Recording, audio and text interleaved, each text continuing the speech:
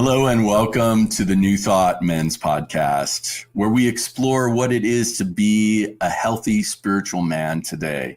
I'm Eamon. It's great to have you with us.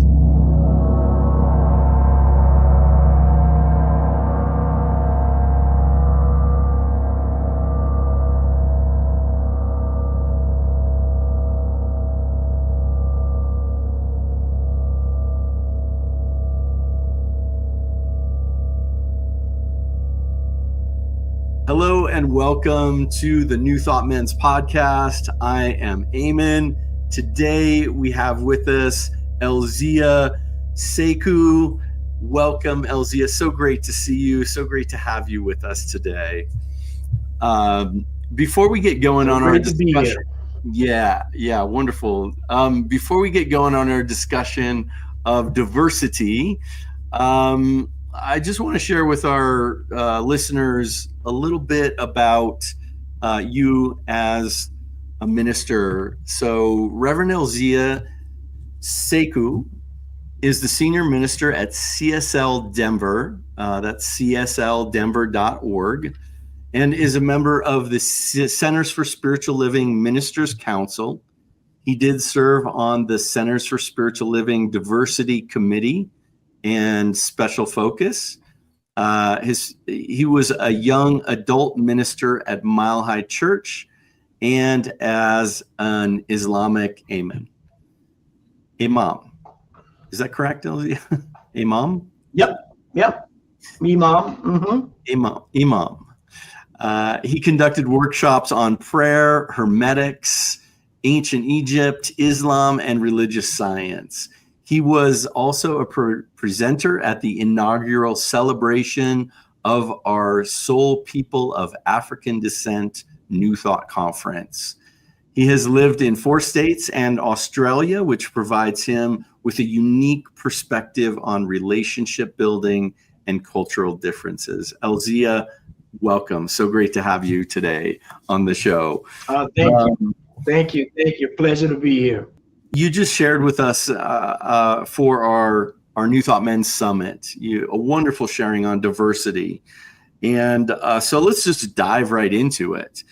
I loved what you were saying in comparing our diversity to the rainforest, which of course is probably one of the most diverse places on the earth and unique places on the earth as far as plants and life goes. I think that idea of the diversity of nature, especially there, and the web of life and the interconnectedness of everything, that the animals, you were talking about the mushrooms and the trees that grow, the mushrooms that are attached to the trees and how they kind of almost intercommunicate with each other and provide support. When the tree needs more moisture, the mushroom has it. And when the tree needs, the mushroom needs flow, then the tree has it. And I love this. And you said nature is a divine revealing or revelation, a divine expression. And being a huge fan of nature, I live up here in the mountains in Colorado. Yes. I see that all the time and just love it. So share with us a little bit more about this, the rainforest, the diversity, and this divine revelation in nature. Yeah, I mean, thanks for having me. And this idea of diversity, it's a hot topic these days. And when we start looking at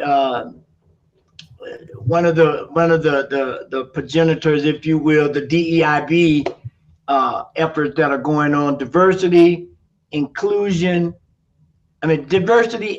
inclusion, and belonging, that really sets the stage and speaks volumes to a rainforest, which we use kind of like as a metaphor to understand this thing of diversity. Now, if you know anything, and I'm a science kind of guy, so I love these metaphors in this vernacular.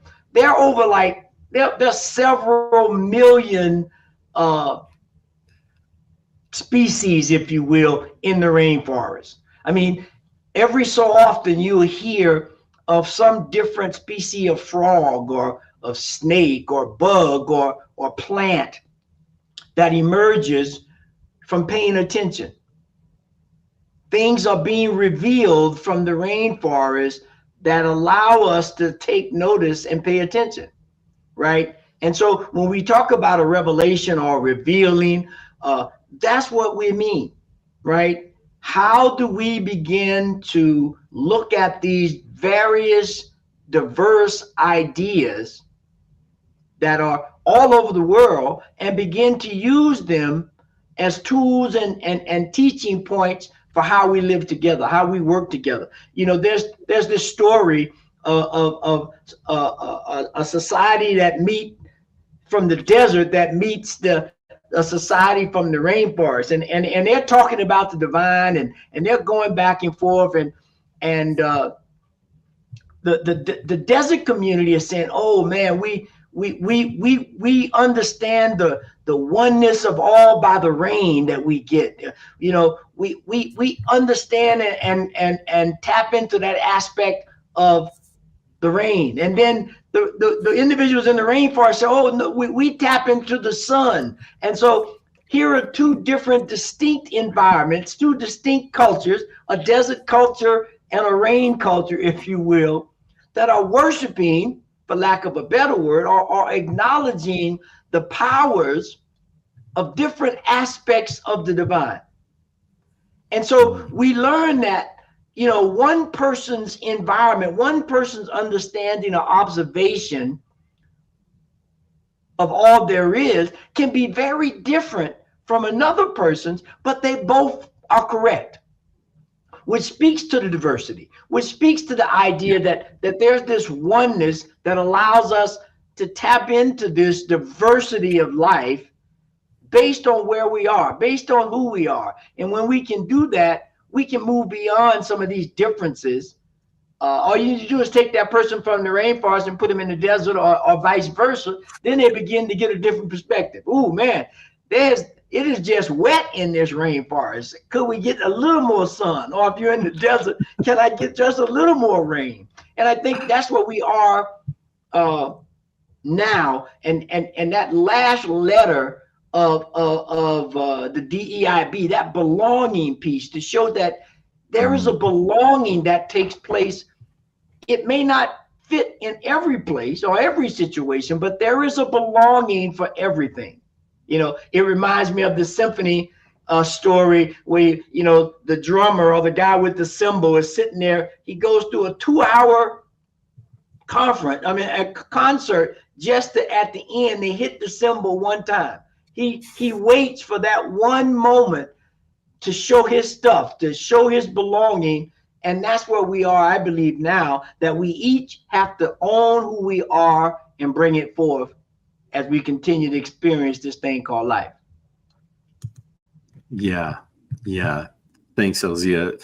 Yeah, bringing it back to the, you know, to the foundation of it, of like who we are as a new thought community, and that we not only, I think you said it, we not only like want that, but it's a necessary component of our community. It's not like, oh, it's okay, we should have that. It's like, no, this is a necessary component of our community, of you know, different races, different cultures, different ethnicities, different, you know, sexual orientations, all of the diversity of life that really brings all of that brilliance in, that brings all of those, like you said, that those different perspectives of the forest, of the desert, and that metaphor within us of the different things that we bring. It just makes me think about the immigrants that come to America, and how they show up and how they bring, like statistically, how they bring abundance, how they bring new thoughts, how they bring innovation, how they bring this sense of yes, I want to be a part of this melting pot. I want to learn about it, and I want to bring my culture. I don't want to deny who I am, but I want to bring my fullness to this and also learn of what is this. I actually met a guy just the other day who was from Vietnam, and he came here when he was 15, and he's like, I love this country. And he took on a very American name instead of his very traditional Vietnamese name. And he's like, I wanted to be a part of this culture and wanted to change that to be here in a different way. And it was just so beautiful. I mean, talk about the iconic, and he had this wonderful house and was successful and owned his own business. And so what a wonderful example of that, of that success story to a certain extent, but the bringing of who he was to the world, or to our world of these United States. And I thought it was so beautiful. And you bring up a point there that, I just left, you spoke earlier about the Celebrating Our Soul conference, the inaugural one. We just ended the second one. They happen every 2 years. And it brings together New Thought practitioners and ministers and lay people, if you will, from the various arms of New Thought from an African American or people from African descent perspective. So there was Unity was there, and Universal for Better Life, UFBL, CSL was there, Independence were there, Hillside community was there. And it showed the different diversity in how we take these principles of change your thinking, change your life, and how we become prosperous, and how we resolve conflict, and how we tap into a bigger expression of life here in this country. But at the same time, right now, there's also the Conference of Americas that's taking place in Mexico. That is for our Latinx community that are coming together from Mexico and different areas of South America, who are, displaying and becoming involved in these teachings in a different way, because the way spirituality is taught and lived in those cultures and societies are very different from here in the United States. Earlier this year, there was a conference over in Africa, over in Kenya, that took place. That over there, the same thing, these same principles are being taught, but it is being adapted to the environment, to the culture that goes on there. So when we talk about this metaphor of life, if you will, of the rainforest, just think of each one of these countries as a different type of biome, whether it's a rainforest or a cloud forest or a desert or mountainous, right? Each one of those environments, everything in them come together to create it. And everything is value. And if you start cherry picking and taking things out of that environment because you think it doesn't belong, immediately you begin to degrade the place or the environment or the culture, so that it becomes less effective at a time when we need it all to be more effective. More effective. Yeah, sure. Not trying to make it monocropping and, planting the same seed over and over again, but to be able to have that diversity of seed. Like I remember they were talking about this, I think it was a program of, there used to be 500 different corn seeds in South America.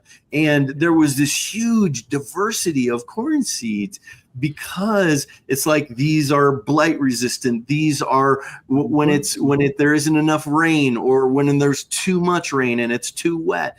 And it was all of these ways in which the ecosystem naturally balanced our own food systems. It's a Yes. system that keeps us alive, right? The food, the air, the water that keeps us alive, and how important that diversity is. And of course, now it's like so much of that modern farming is, let's put chemicals in it. Let's create the same seed, plant the same seed over and over again so we can get exactly the same thing. But it's kind of ironic in a way, because there's no way it can be exactly the same, right? It's still there, even as much as you'd want it to be the same and monocrop and should be the same seed and the same this, it just never turns out like that. It mutates, it does these different things because it wants to expand, it wants to evolve, it wants to have this diversity for its own protection, but because I think it's pushing those boundaries of creativity. Yes, I want to be like this and this. And the truth is, it's in our nature, right? It's in our nature from the very beginning. Because when we were that primordial ooze millions and millions of years ago, and that those one-celled organisms started to develop, and then they improved and evolved, and the next generation improved and evolved, and eventually became fish, and eventually grew legs, and eventually walked onto the earth, and eventually became primates, and eventually became us. I think some people are offended by that, but I'm like, I'm godsmacked by it. I think it's just this magical experience, our origin story of how we became who we are, and that richness and diversity that is involved in all that, that beauty that we get to bring. And as we move to different parts of the world, and how things changed, and how the culture, and how the sun or the lack of sun, or the rain or the lack of rain, all of those things influenced everything. I think one thing that's inherent in all stories, all myths of creation, almost to a point, is that life emerged from water. There are a few cultures where it didn't emerge from water. It may have came from the sky, but sky is just a condensed version of water, if you will, if we look at clouds. And so when we think about this unity of life, when we look, we could have just as well used the ocean as the metaphor as we did the rainforest, right? There's these different layers within the ocean. And the deeper you get, the darker it gets. And at one time, they thought there were no creatures or living things at that level because there was no sunlight, and it was so cold, and the pressure was so dense. But now they found out that that's not true. There are lights, there are animals down there that are biofluorescent, I think is the word. And they open up and create their own light in the darkness, and they can deal with the pressures. And so when we there's one thing that diversity requires, and that is observation. We have to be observant. For example, there is a couple of species of animals, but they are frogs, right, that are observant enough. And this may sound weird, but it's true.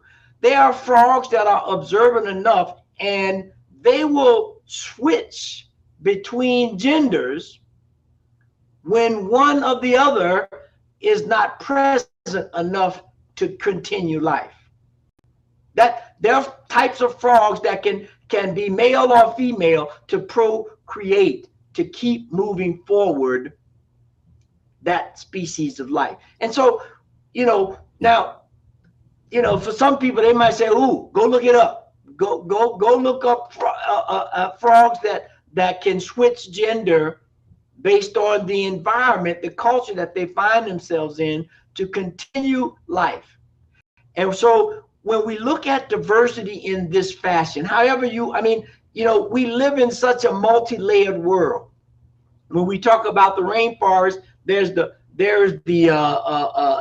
canopy, right? There is also the forest floor. Then there's the, there's all these different layers, and then each layer is connected to the one before it, but it's also an individual self-contained layer within itself.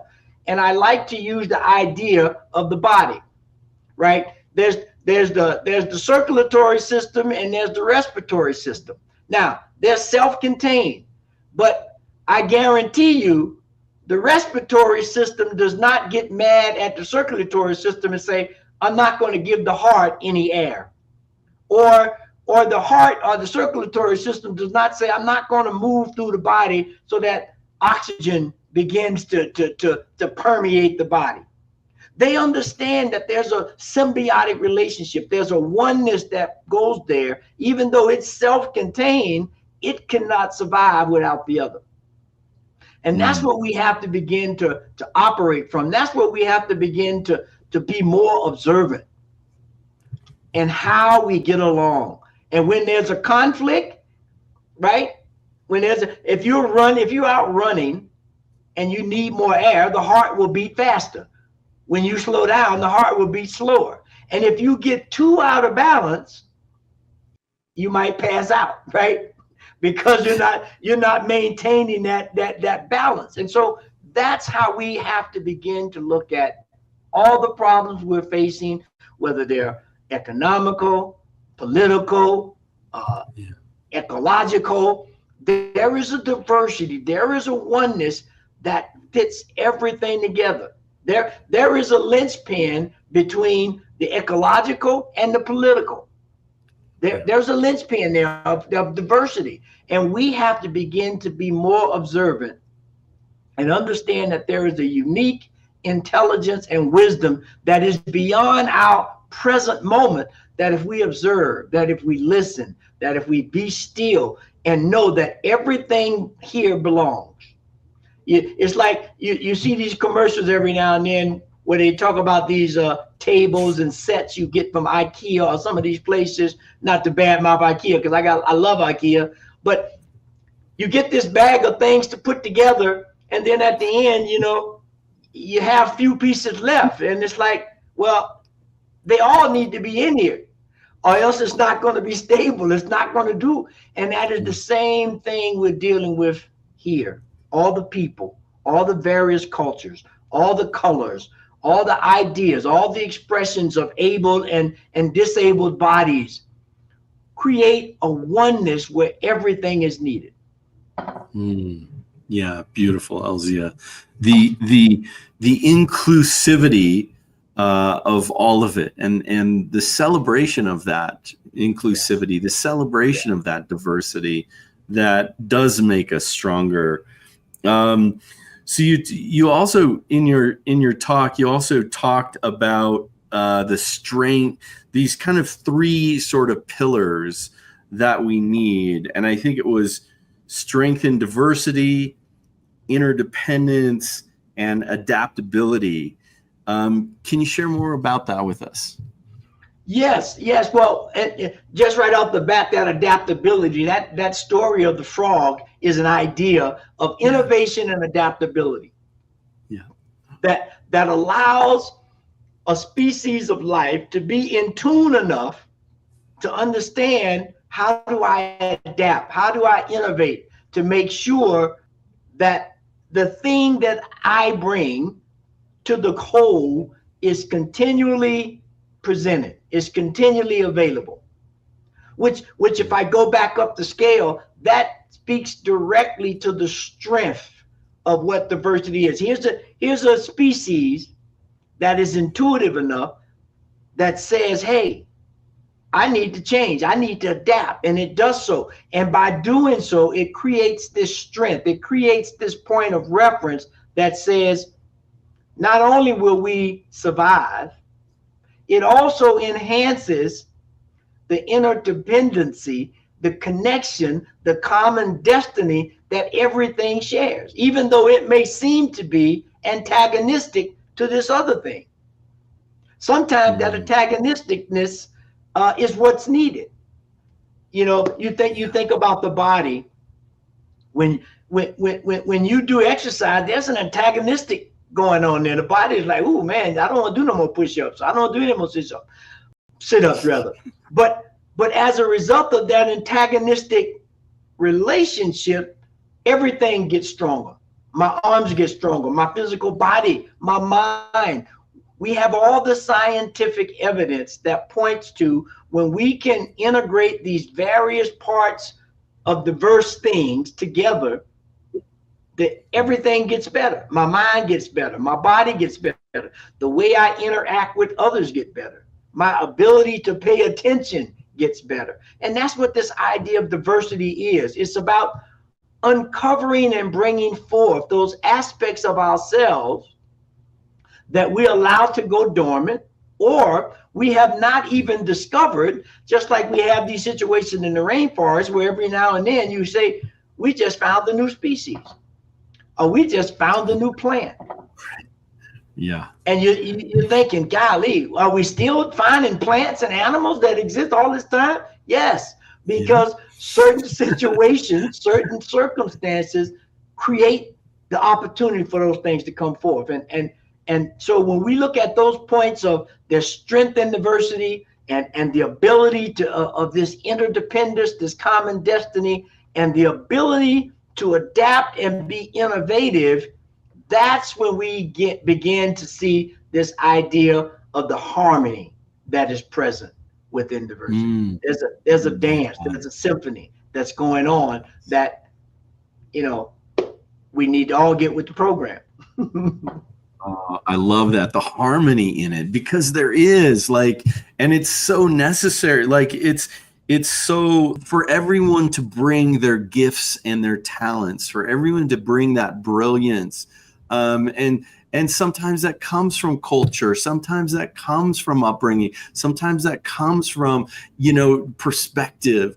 And to be able to bring that, I feel like we're at a time right now when, we're speaking about the environment, so we got to speak about it, like how we've treated the world as separate, the environment as separate, the animals as separate from us. Yes. And there is this interdependency. There is this harmony that needs to be re-achieved. I think otherwise the world itself, and we're seeing this now, when it gets out of balance, it seeks its own balance. Yes. It's like, oh, there's too much whatever in the air, in the ozone. Yes. Okay, let's make it rain more to kind of clear that stuff out. I think it is more of a conscious system and experience than we truly realize on some levels. It may not look like us, and so of course we have a hard time acknowledging that there is this intelligence, whether it's with animals, a quote lower form of life or something like that, or maybe there is this planetary consciousness or planetary awareness, or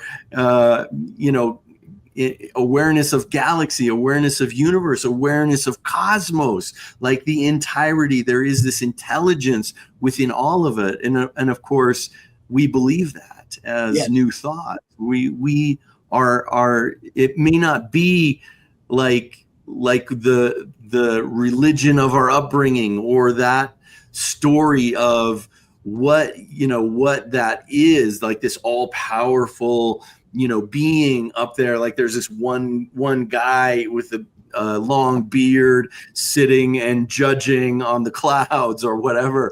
But there is this energy, there is this consciousness, there is this intelligence nonetheless that is pervasive in all of existence.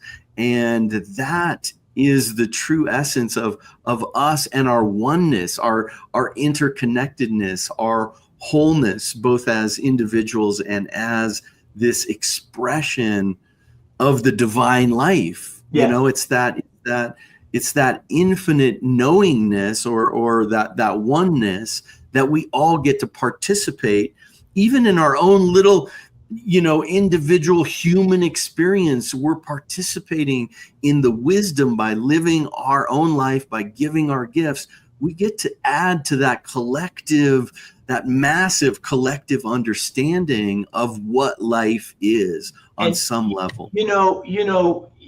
You said you live in the mountains, right? And so I think this, there's like, I think 58 14ers in Colorado. I think Colorado is the top state, or one of the top states, with the most 14,000 foot mountain peaks in the country. Yeah. And one thing, if you start climbing those mountains, there's various routes to the top of the mountain. Yeah. Some are easier, if you will. Some are harder. Some are on the sunny side and some are on the chilly side, right? Some you're going to see more forest and vegetation. On others, it's going to be more rocky and arid desert approach. But the one thing that is for sure, no matter which one of those routes you take, eventually, if you keep going, you're going to get to the summit. You're going to get to the top where it's just all one. You're going to realize that there's oneness, and that although there were diverse ways and backgrounds and all this stuff that takes us to the top, once we get to the top, now we have a vista. Now we have a better vision, and we can honor the past of the different ways people show up. And that is what we begin to touch on. You talked about the tree. Like right now, we're experiencing this idea where we've cut trees down to build roads and houses and all of that, but not being observant enough, we begin to take off the planet those things that converts the oxygen and the carbon dioxide that's causing the planet to warm up. Now we've created somewhat of an imbalance, and we're trying to grow some more trees, which is definitely going to help, but we're cutting down, as they say, the old growth trees that's been around for hundreds and in some cases thousands of years. And unfortunately, they're taking in the carbon dioxide, but when you cut them down and kill them, they release the carbon that's there. They're no longer producing the oxygen, and so we begin to create this imbalance. And so the one thing that is present in oneness and in unity is balance. There is a balance that keeps us aware of that. And if it gets too out of balance and we begin to look at too much separation, which is artificial, we create problems, right? At what point does West begin and East ends? Well, is it this? Oh, no, is it this? Oh, you can't really distinguish it, right? It's a concept. It's a perspective of a polarity of a wholeness that we have to begin to understand. And when we can grasp that polarity, that point of understanding, we see the oneness of all things. It's an evolving circle that's spiraling, more spiral than circle, that allows us to hit points. We have the 360 degrees of a circle, or the 360 degrees of life. It's a spiral that when I get to point zero, the vibration is the same. Some of the insights are the same, but I'm at a different level. So it's like going up the mountain. When I get to the top of the mountain, I see various different biomes or various different systems that are in place.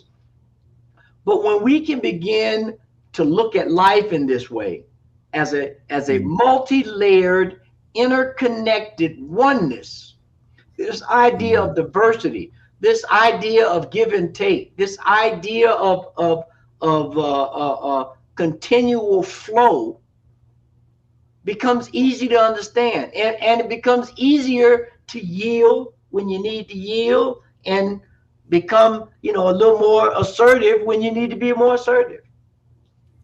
Yeah. I think finding that balance, I think, speaks to me anyhow of sustainability, and how do we find that sustainability, not only with the environment, which we desperately need to do, and we're seeing that showing us, reflecting back to us. This is the world saying, hey, this is out of balance. You have gone too far out of balance. And we see that in extremism. Yes. We see that in our political situations, in our societal experiences right now, not just in America, but all over the world right now, where there are these imbalances that are happening, where it's power over or control over instead of power with. Yes. Right. And so for us to be able to be more conscious and be more aware and to celebrate this diversity. That's why we do celebrate this diversity in our community, because it is life, it is spirit, it is all of these incredible things. And when we can embrace that, as if we couldn't, as if things weren't completely different. Even, I mean, I have twin sisters, and they are totally different people. You know, you think of twins, oh, they're the exact same, and they may look the same. They may have some mannerisms, but they are very different people in a beautiful way. They are their own person, and to celebrate that uniqueness, celebrate that diversity, to celebrate all of the many facets that bring richness to life for all of us is vital. I think vital for our survival on some level, not only survival, but vital for our thriving, for our surviving and thriving.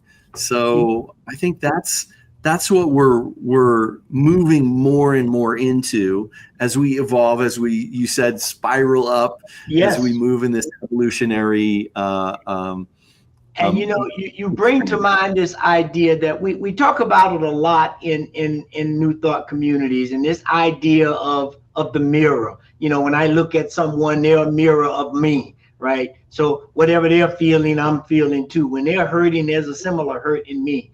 But that same relationship is present when we look at nature. Nature is a mirror reflection of us. And if there's challenges going on there, there's those same things that are going on in us. And when we can heal them within ourselves, they'll be reflected differently. And that's whether we're looking at community, personal relationships, relationships with money, relationships with your job. It doesn't matter. Everything is a reflection of itself, because there's a oneness. There's this dual aspect of life that we have to pay attention, that we have to acknowledge and honor. And when we do, it takes its rightful place in the tapestry of life. And that's what it seems now the universe is calling us more and more to pay attention to that, right? To recognize that if you, i.e. humans, continue to be unaware, not representing, not allowing each individual to bring his thing. You think about some of the artistic individuals in the artistic community, right? Some of these individuals have skills that are beyond understanding. I mean, they may be nonverbal, but they can sit down without any training and bring in the essence, the spirit of a Mozart, and play the piano as if they were Mozart themselves. But then they're pretty much nonverbal. Or they can look at numbers and look at things and orchestrate them and look at them into that other people can't. Which is a definite indication that everything has a purpose. Everything is part of the tapestry. We cannot discount, write off, throw away anything or anybody. We have to understand and get it in its right perspective, in its right place. And when that happens, everything else falls into place. Yeah. That neuro, you're speaking my heart here, Elzia, that neurodiversity that happens, like as if we all thought exactly the same, and I know they try and monocrop it in through school. They try and get everybody to think the same, but the truth is there are autistic people, there are dyslexic people, there are, there is so much diversity in the brain and how the brain uses it. I mean, we see this in traumatic brain injuries where people lose a part of their brain and another part of their brain takes over and helps them adapt. I think it's brilliant. It does speak to that last piece of adaptability and innovation. And we are that. We are a part of that. And that's something that's so necessary to really honor. Because in those experiences, being able to think differently, those are where the solutions to environmental issues come from. Those are where the solution to political issues come from. There are where the issues of energy, of equity, of support, of all of the good stuff that we're all truly looking for can reside, and that can not only, like I said, support it, but enhance it. We make it more vital, make it more powerful and present and palpable for us in our lives, and the richness that brings. There's abundance. There's abundance in diversity, by definition, right? And that's what we want to tap into. Absolutely. And I just want to touch brief. I know we're long, but forget about it. We'll just keep going. Even that within our own movement of New Thought. I mean, here we have Phineas Parker Quimby in our history, who was a student of Anton Mesmer, and then he helped heal Mary Baker Eddy, who then took it and created Christian Science. And then her student Emma Curtis Hopkins, who took that philosophy and really created New Thought. I mean, she's called the master teacher because she really spawned the New Thought, the modern New Thought movement, anyhow, and trained the Kramer sisters and trained the Fillmores and trained Ernest Holmes. And then through those philosophies, even like the modern New Thoughtist, like Johnny Coleman and, so many others, the Universal Foundation for Better Living, and so many of these, new independent even aspects who are taking New Thought in new directions, who are taking these different philosophies and applying them to the different things. And so even within that, I mean, can you imagine being, I personally can't imagine being a woman in the 1800s, like Mary Baker Eddy or like Emma Curtis Hopkins, and basically starting a new spiritual path, like at a time that it was just like almost completely unheard of. And it's just that rebelness in us as a movement, that uniqueness and the diversity out of necessity, creating this liberation philosophy and this liberation understanding. I think at the time, I was just talking about this, it was a beautiful conversation about the women's liberation movement, and that's what helped spawn a lot of the evolution in New Thought. And then we see Johnny Coleman, and even like the modern Martin Luther Kings and the Gandhis of the world, who are like, this isn't working. We need, we need this liberation. We need this inclusion of everyone in this conversation in order to thrive. What that brings to mind, when you talk about some of the early female pioneers, Emma Curtis Hopkins and that crew, the Kramer sisters, there's always been, and there always will be, the one touchstone that crumbles all of the other stuff. I was going to say something else, but I'll say all of the other stuff, and that is results. So these individuals, whether we go from Quimby to Mesmer to Ernest to Fillmore to Barbara King to modern day, we look at Michael Beckwith or Deborah Johnson or Jack Bowman, any of these people who are teaching effectively these principles, right? Yeah. They are who they are. They are being able to touch the hearts and minds of individuals because of results. There's nothing that speaks louder than results. And the thing that I think is the key, regardless to the articulation, is understanding the principles. There is a principle of electricity, but there is a diverse number of ways to get it. You can get it from hydro, you can get it from solar, you can get it from thermal, you can get it from a turbine. I mean, there are many different ways to apply that one principle of electricity to get it by using various relationships of the law, various applications of the law. So there's one electricity, but I can get it by implementing many different uses of the law.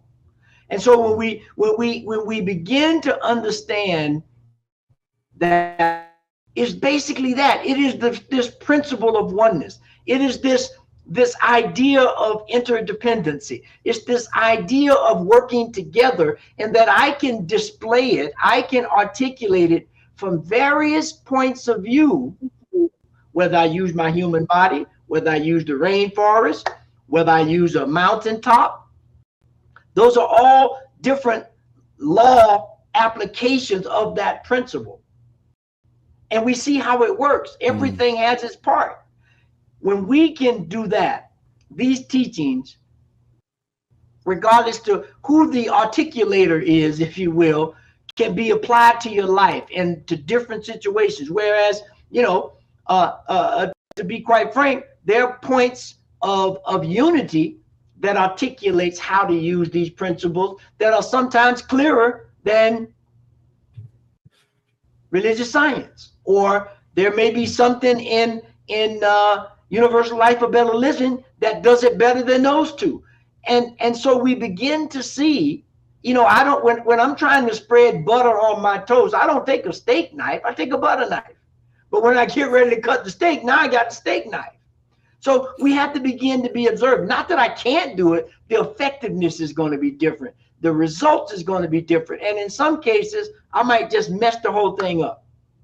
And that's where we have to really lean into this DEIB stuff, I believe, right? This diversity, equity, inclusion, and belonging, and to understand the inner workings of what does it mean to be diverse? Well, we got a good idea of the various things, but the inclusion, you don't want to leave out the worms in the biodiversity of the rainforest, because they keep the soil aerated. They neutralize and certain elements that will kill the trees. And we want to understand that there's equity. I got to let them come in to do their thing, because if I don't give them an equal amount, or equity, if you will, I'm destroying the whole thing. And now we have this community of belonging. And that's what we're trying to do. And that's one of the cornerstones of these New Thought teachings and principles that we try to live our lives by. Absolutely. Absolutely. Beautifully said, Elzia. Thank you. Yeah, that's huge. I mean, that's truly what we're here for on some level, I believe. We wouldn't be on a world that has 8 billion people without wanting to learn this, like the soul lesson. If we ask ourselves, what's the soul lesson of this being on this planet with 8 billion other people? Well, it is the interconnectedness. It is the respecting and the honoring. I was talking to David Alexander about this yesterday.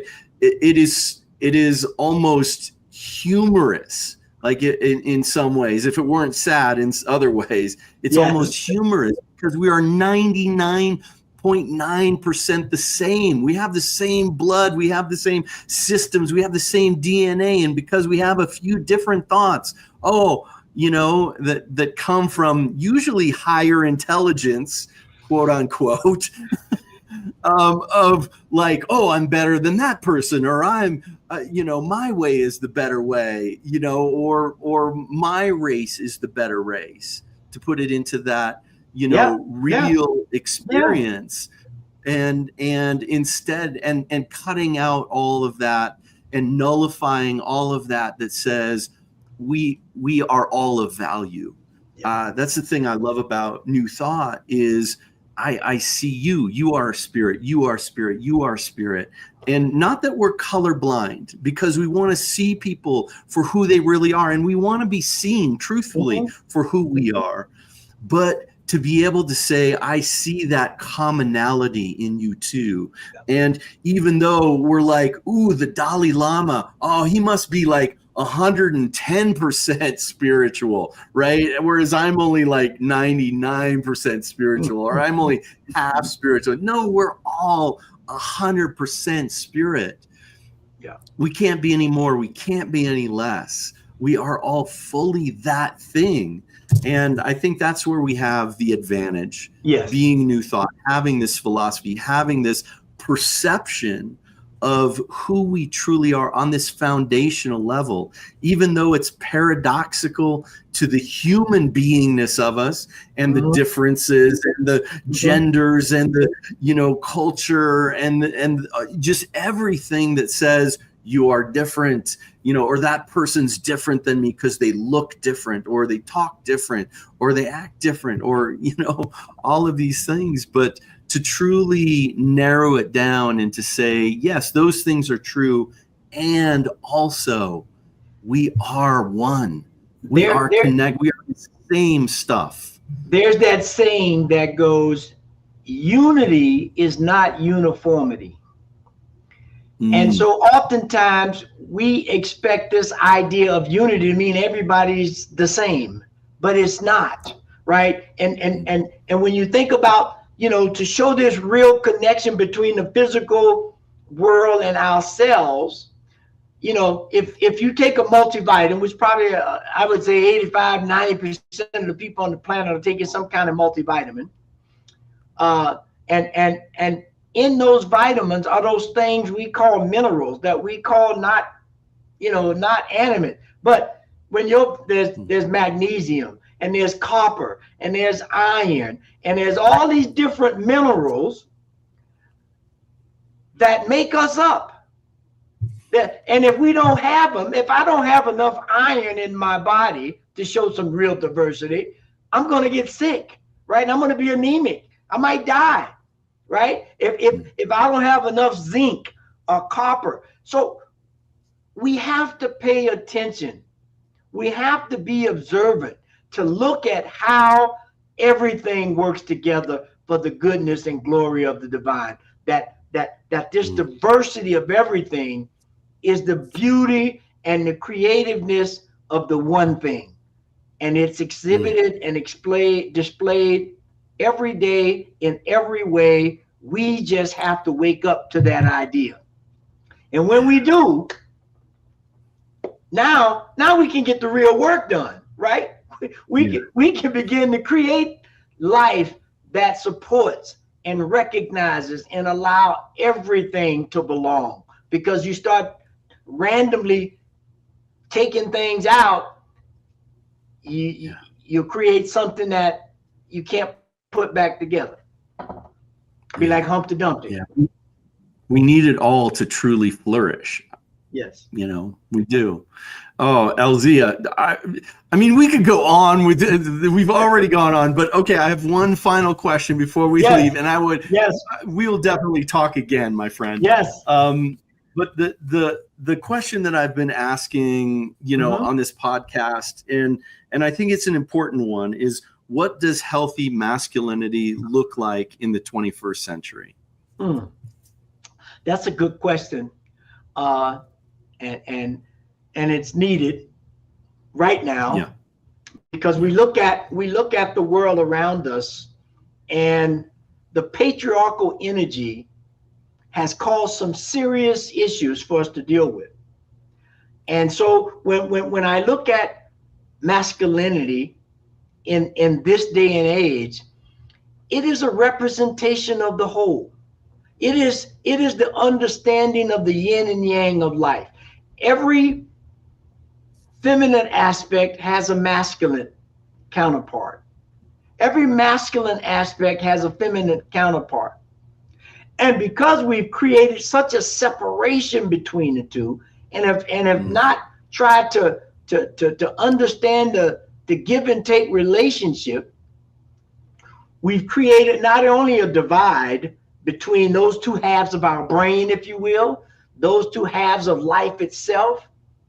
We've set up a wall that now really has to be torn down, right?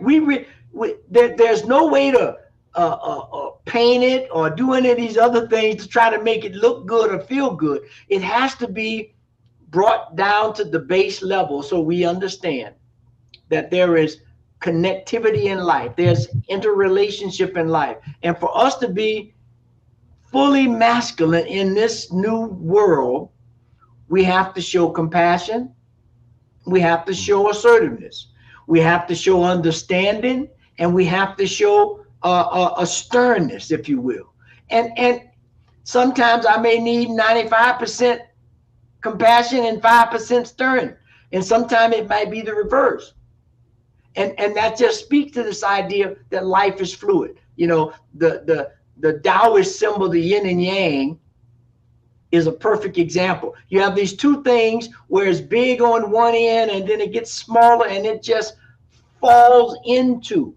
It doesn't fight it, it just falls into the other side at a small point and grows bigger, and then it falls into the other side. So there's this, again, this cyclic, this spiral of life that understands that when we can begin to act as full males and recognize our other part, and our counterparts, females, understand that, now we begin to flow. And that's what I think is needed for a man in the 21st century, if you will, is to understand the uniqueness of the whole, to understand that, as I always use my song, I think, which is, I'm going to do a sermon on this, on Kenny Rogers, the gambler. Kenny Rogers says you got to know when to hold them and you got to know when to fold them. You got to know when to walk away and you got to know when to run. You never count your winnings while you're sitting at the table. There'll be time enough for counting when the dealing's done. When I check out of here, I can come back. But in the meantime, I got to be in the flow with it.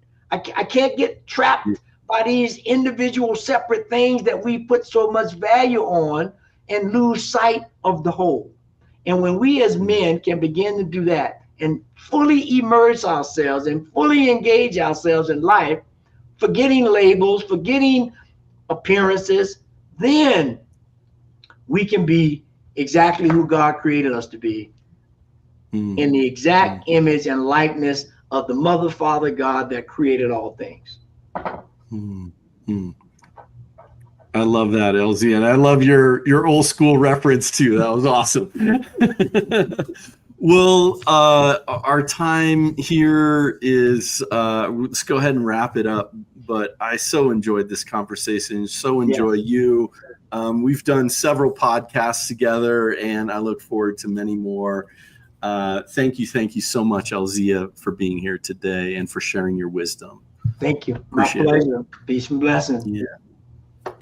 All right. Thank you for joining us today. So grateful. Stay tuned. More to come.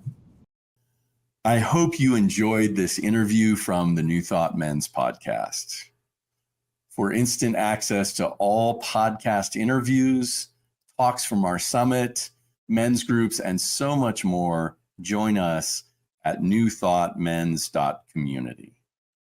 Thanks so much for being with us today. There's more to come, so stay tuned in.